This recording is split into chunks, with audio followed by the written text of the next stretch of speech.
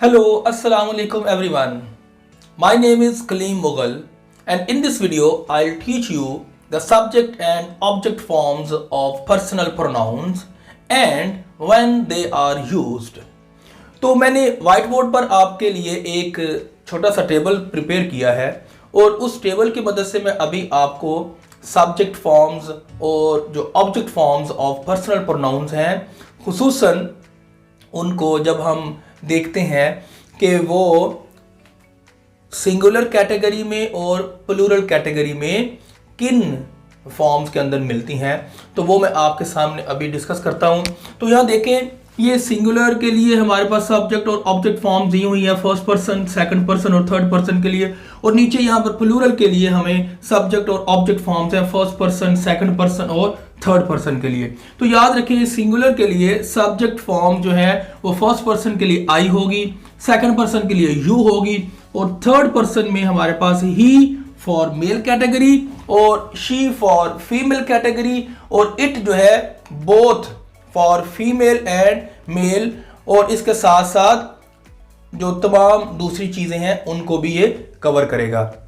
तो इट का इस्तेमाल जो है ये एक कह ले के ब्रॉडर सेंस में होता है, मेल फीमेल और इसके साथ साथ तमाम जो ऑब्जेक्ट्स हैं जो थिंग्स हैं उनको अपने अंदर ये इंक्लूड करते हुए इस्तेमाल होता है। तो आगे हम देखते हैं कि ऑब्जेक्ट फॉर्म में हमारे पास जो फर्स्ट पर्सन में जो है वो मी होगा, सेकंड पर्सन में दोबारा से यू और थर्ड पर्सन में हिम, हर और इट। और ये हमारा सिंगुलर के लिए हिस्सा कवर हुआ। अब हम बढ़ते हैं आगे प्लूरल के लिए। तो प्लूरल में सब्जेक्ट फॉर्म में फर्स्ट पर्सन के लिए वी, सेकंड पर्सन के लिए दोबारा से यू और थर्ड पर्सन में दे। दे जो है वो ज्यादा लोगों के लिए है और ज्यादा चीजों के लिए है। आगे अब हम ऑब्जेक्ट फॉर्म देखते हैं। तो ऑब्जेक्ट फॉर्म में हमारे पास फर्स्ट पर्सन के लिए अस, सेकंड पर्सन के लिए दोबारा से यू। तो मतलब ये कि आप नोटिस करें कि इस कॉलम में आपको एक ही वर्ड लिखा हुआ नजर आ रहा है। तो ये तो बड़ा आसान हो गया आप लोगों के लिए याद रखना। तो आप याद रखें कि जो सेकंड पर्सन के लिए कोई भी फॉर्म हो, चाहे वो सिंगुलर में हो या प्लूरल में हो, तो उसकी कोई भी फॉर्म चाहे वो सब्जेक्ट हो या वो ऑब्जेक्ट फॉर्म की शक्ल में हो, तो आपने यू ही हमेशा इस्तेमाल करना है। तो ये तो बहुत ही आसान है आपको याद रखना। तो आगे हम बढ़ते हैं। तो थर्ड पर्सन में ऑब्जेक्ट फॉर्म हमारे पास प्लूरल के लिए जेम होगी। तो ये वो छोटा सा टेबल है जो कि इंतहाई आसान है सब्जेक्ट और ऑब्जेक्ट फॉर्म के लिए। मुझे उम्मीद है इन तमाम पर्सन के लिए, फर्स्ट सेकंड और थर्ड पर्सन के लिए आप ये वर्ड्स याद रखेंगे। आगे हम इन्हीं से रिलेटेड कुछ क्वेश्चन जो है डिस्कस कर लेते हैं कि अब हमने जो सब्जेक्ट फॉर्म है और जो ऑब्जेक्ट फॉर्म है इनका इस्तेमाल कहां पर करना होता है। तो याद रखें कि we use the subject form when the pronoun is the subject and there is a verb. तो ये वो कैटेगरी है सब्जेक्ट फॉर्म के लिए कि प्रोनाउन का सब्जेक्ट होना जरूरी है और उसके साथ साथ एक वर्ब का मिलना भी जरूरी है। तो उस वक्त जो प्रोनाउन है वो सब्जेक्ट फॉर्म के अंदर होता है। तो इसकी एग्जांपल आप देख लें एक, ही प्लेज क्रिकेट वेल। तो यहां पर जो ही है ये हमारे पास subject form of the pronoun है और इसके साथ साथ हमें यहां पर एक वर्ब प्लेज भी मिलता है। तो ये आप लोगों ने याद रखना है कि जो प्रोनाउन है वो सब्जेक्ट फॉर्म में हो मगर उसके साथ साथ एक वर्ब भी हो उस सेंटेंस के अंदर, तो तब वो जो है वो सब्जेक्ट ऑफ दैट सेंटेंस कहलाता है।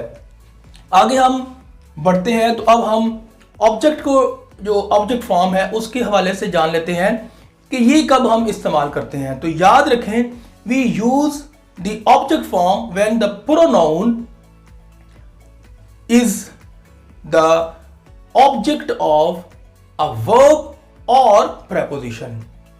यानी कि जो प्रोनाउन ऑब्जेक्ट तब बनता है जब उसके साथ एक वर्ब हो या फिर कोई प्रेपोजिशन हो। तो हम यहां पर दो सेंटेंसेस की मदद से ये कंडीशन भी जो है वो चेक कर लेते हैं। तो यहाँ फर्स्ट सेंटेंस, ये सेकंड सेंटेंस जो है यहां पर देखें आप, तो ये हिम जो है ये ऑब्जेक्ट फॉर्म है।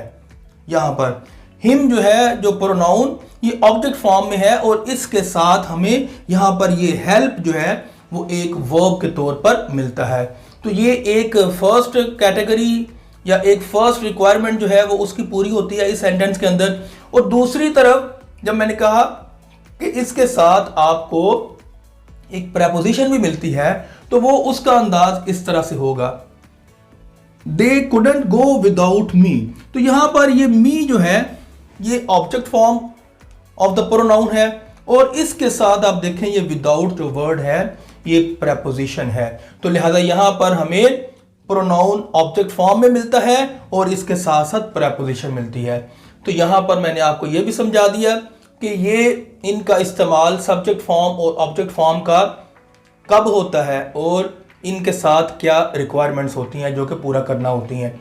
आगे हम एक और ट्रिकी क्वेश्चन का जवाब ढूंढते हैं और ये जानते हैं कि आप लोग इस सिचुएशन में अपने आप को रखते हुए क्या जवाब देंगे। मसलन आपसे एक सवाल पूछा जाए, हु ब्रोक द मिरर, और मिरर आपसे टूटा हुआ हो, तो फिर उस वक्त आपने या तो मी कहना है या आई कहना है। अब सोचने वाली बात यह है कि me is the correct answer और I is the correct answer.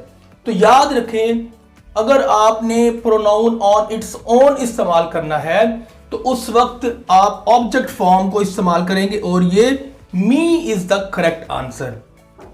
तो मी जो है वो करेक्ट आंसर होगा। और इसका एक और डिफरेंट अंदाज इस तरह से भी हो सकता है कि आप ये कह सकते हैं, इट वॉज मी। तो इस तरह से भी आप एक छोटा सा सेंटेंस बनाकर भी जवाब दे सकते हैं। तो यहां पर जो प्रोनाउन की जो ऑब्जेक्ट फॉर्म है, जो फर्स्ट पर्सन प्रोनाउन की मी, इसको आप देखें तो हम बी फॉर्म जो यहां पर वॉज की शक्ल में मिल रही है उसके बाद में इस्तेमाल होता है। तो अगर आपने ये सोचा कि मैंने आई के साथ ही जवाब देना है तो उसका भी एक अंदाज मुमकिन है और उसमें भी आप आंसर कर सकते हैं, मगर वो आई नहीं होगा। यानी कि आई जो है ये एक इनकरेक्ट यहां पर आंसर है। अगर हम इसको थोड़ा सा बदलें और इसके बाद में कोई वर्ब फॉर्म ले आए तो फिर ये करेक्ट आंसर बन जाता है। मसलन हम इसको इस तरह से कहेंगे, आई डिड। मतलब ये कि आप आई जो है, जो कि subject form of the first person है, अगर इसके बाद में कोई वर्ब फॉर्म ले आए तो फिर ये भी करेक्ट आंसर बन जाता है। तो ये वो इंपॉर्टेंट एस्पेक्ट से पर्सनल प्रोनाउंस से रिलेटेड जो कि मैंने आज आपको समझाने की कोशिश की। मुझे उम्मीद है कि आप इनको याद रखेंगे और इनका इस्तेमाल भी अब बेहतर अंदाज में करेंगे। गुड बाय, अल्लाह हाफिज।